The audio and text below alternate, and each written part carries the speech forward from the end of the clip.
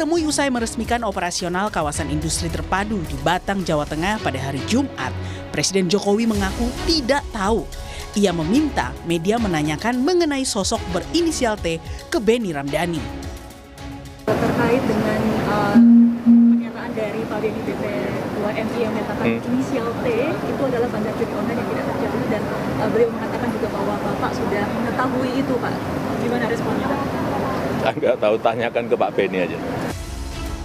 Sementara itu, Kepala Pusat Pelaporan dan Analisis Transaksi Keuangan PPATK, Ivan Yustiavandana bilang, dari sekian banyak pelaku judi online yang terdeteksi, hampir semua memiliki huruf T. Ivan pun menegaskan, PPATK tidak takut mengungkap siapa sosok T, meski tidak dalam kapasitas melakukan penindakan. Ya, dalam konteks Satgas, tugas PPATK adalah menyampaikan hasil analisis kepada teman-teman penyidik, dan rapat terakhir sudah clear, ditangani benar-benar sama Barreskrim. Kalau inisial apapun juga inisialnya, dari 2 juta nama juga pasti, sebut saja satu huruf di antara 28 huruf yang ada sudah pasti ada. Dari ribuan nama juga sebut saja 28 abjad sudah pasti ada. Dikombinasi apa? Sudah pasti ada. Saya pikir tidak dalam konteks kebal hukumnya. Ini adalah dalam konteks bagaimana membuktikan siapapun juga yang ada di dalam datanya itu benar-benar masuk konteks terkait dengan adanya pelanggaran pidana, adanya pelanggaran hukum. Sebelumnya pada pertengahan Juni, Presiden Jokowi membentuk Satgas Pemberantasan Judi Online dengan menunjuk Menko Polhukam Hadi Cahyanto sebagai Ketua Satgas. Dalam siaran persnya, Presiden bahkan secara tegas mengajak masyarakat untuk tidak terlibat perjudian, baik secara offline maupun online.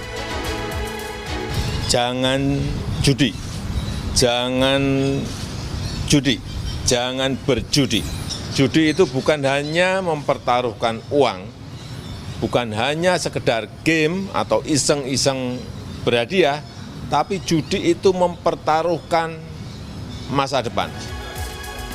Tim Liputan, Kompas TV.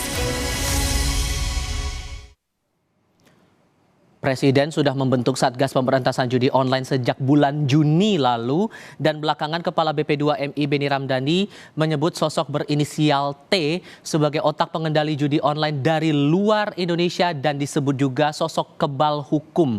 Lalu apa yang membuat pemberantasan judi daring ini terkesan rumit? Kami bahas bersama Guru Besar Kriminologi Universitas Indonesia Adrianus Meliala. Prof. Adrian, selamat sore. Selamat sore. Terima kasih sebelumnya sudah hadir dalam diskusi kami kali ini. Sampai seorang Pak Benny berani menyebut inisial disebut sebagai pengendali judi daring dan kebal hukum. Dari analisis Anda, motif apa yang sebetulnya mendorong Pak Benny untuk bisa berani menyampaikan itu ke publik, Pak?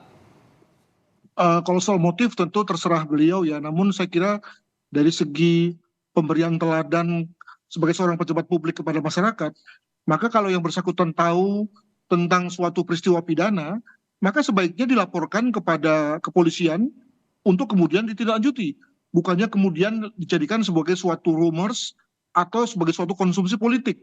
Maka saya menyambut baik tuh langkah kepolisian untuk meminta keterangan dari yang bersangkutan, dari beliau, dan moga-moga juga beliau kemudian meresponnya secara baik pula. Demikian. Oke, dan dijadwalkan Senin pekan depan tanggal 29 Juli, Pak Benny akan dimintai keterangan awal dalam proses penyelidikan kasus ini. Polisi harus, kalau mau mendalami kasus ini, mulai dari mana dulu polisi bisa mendalaminya, Pak?